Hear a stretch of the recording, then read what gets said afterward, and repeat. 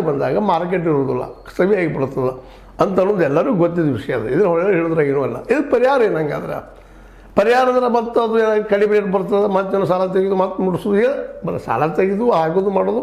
ಹೀಗಾಗಿ ಒಂದು ಅಂದಾಜಿನ ಪ್ರಕಾರ ಇವತ್ತಿನವರೆಗೆ 2000ದಿಂದ ಹಿಡ್ಕೊಂಡು ಇಲ್ಲಿವರೆಗೆ ಒಂದು ಮಿನಿಮಮ್ ಏನೊಂದು 40ರಿಂದ 50 ಲಕ್ಷ ರೈತರು ಆತ್ಮಹತ್ಯೆ ಮಾಡ್ಕೊಂಡಿದ್ದಾರೆ ಈ ದೇಶದಲ್ಲಿ ಅನ್ನೋದು ಅಷ್ಟು ಸತ್ಯದ. ಅದ್ರಿಂದ ಅರ್ಥ ಏನಪ್ಪ ಅಂತಂದ್ರೆ ನಾವು ಲಾಭ ಉದ್ಯೋಗ ಮಾಡ್ಕೋಬೇಕಾಗಿದೆ. ನೀವು ಇವತ್ತು ರೈತರ ನೀವೇ ಕೇಳ್ಬೇಕು ಇವತ್ತು ಆ ಬಂದಂಥವ್ರಿಗೆ, ನೋಡಪ್ಪ ನೀವು ಬ್ಯಾಂಕ್ ಸಾಲ ಅಂತ ಕೊಡ್ತೀರಿ, ಚಲೋ ಮಾಡ್ಲಿಕ್ಕೆ ಅಡ್ಡಿ ಇಲ್ಲ, ನಮಗೆ ನೀವು ಯಾರೂ ನಮ್ಮ ವಿರೋಧಿಗಳಲ್ಲ. ಅದು ನಮಗೆ ಇವತ್ತು ಪ್ರತಿ ಒಂದು ಗ್ರಾಮ ಪಂಚಾಯತಿ ಗೋಡೌನ್ ಕಟ್ಟಿಸ್ಕೊಡ್ರಿ, ನಾವು ಇಂಥ ಬೆಳೆ ಬೆಳಿತೀವಿ. ಇಲ್ಲಿ ನಾವು ಕಬ್ಬು ಅಂತ ಐತಿ, ಕಬ್ಬು ಹೋಗ್ತದೆ, ಅದು ಮತ್ತೆ ಬೇರೆ ಅಲ್ಲಿ ಲಾಸ್ ಅದ, ಆ ಮತ್ತು ಅದು ಅಷ್ಟೇ ಸತ್ಯದ. ಯಾಕಪ್ಪ ಅಂತಂದ್ರೆ ಆ ದಿಶೆಯಲ್ಲಿ ಕಬ್ಬು ಹೋಗ್ತದೆ, ಅದಕ್ಕೆಲ್ಲ ಉಳಿದ ಬೆಳೆಗಳಿಗೆ ಇವತ್ತು ಜೋಳ ಬರಲಿ, ಗೋಜಾಳ ಬರಲಿ, ಮತ್ತೇನೂ ಬರಲಿ, ಎಲ್ಲ ಬೆಳೆಗಳು ಇವತ್ತು ಎಣ್ಣೆ ಕಾಳುಗಳು ಬರಲಿ, ಅವು ಬೆಳೆಯುವಂಥದ್ದು ಆಗಬೇಕಾಗಿದೆ ಇವತ್ತು. ಯಾಕೆ ನಾವು ಸ್ವಾವಲಂಬಿ ಆಗಬೇಕಾಗಿದ್ದಪ್ಪ ಅಂತಂದ್ರೆ ನಮ್ಗೆ ಗೋಡೌನ್ ಬೇಕಲ್ಲಪ್ಪ, ಸಂಗ್ರಹ ಮಾಡಿಡ್ಬೇಕು. ಬೆಳೆ ಬಂದಾಗ ಇಟ್ಕೊಳ್ಳೋಕೆ ಜಾಗ ಇರೋದಲ್ಲ. ಪ್ರತಿಯೊಬ್ಬ ರೈತರ ಭಾಳ ಹಿಂಗದ. ಯಾಕಂದ್ರೆ ಒಂದು 4 ದನ ಒಂದು ತಾವು ಮಕ್ಕಳು ಜಾಗ ಹಾಸ್ಪಿಟ್ಲ್ ಬರ್ತೀನಿ ಇರೋದಿಲ್ಲ. ಆ ದಿವಸ ನೀವೆಲ್ಲರೂ ಬಂದವ್ರಿಗೆ ಯಾಕೆ ನೀವು ಡಿಮಾಂಡ್ ಮಾಡಬಾರ್ದು ಇದನ್ನು?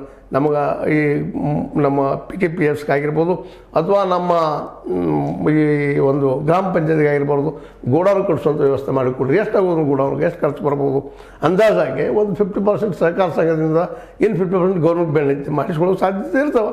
ಪ್ರತಿ ಗ್ರಾಮಕ್ಕೂ ಗೋಡೌನ್ ಆಯ್ತಪ್ಪ ಅಂದರೆ ನೀವು ಬೆಳೆ ಸಂಗ್ರಹ ಮಾಡಿ ಇಡೋಕೆ ಒಂದು ಹಾಗೆ ಆಗ್ತದೆ. ಅದು ಒಂದು ರೇಟ್ ಬಂದಾಗ ಮಾರ್ಕೊಳ್ಳಿಕ್ಕೆ ಅನುಕೂಲ ಆಗ್ತದೆ.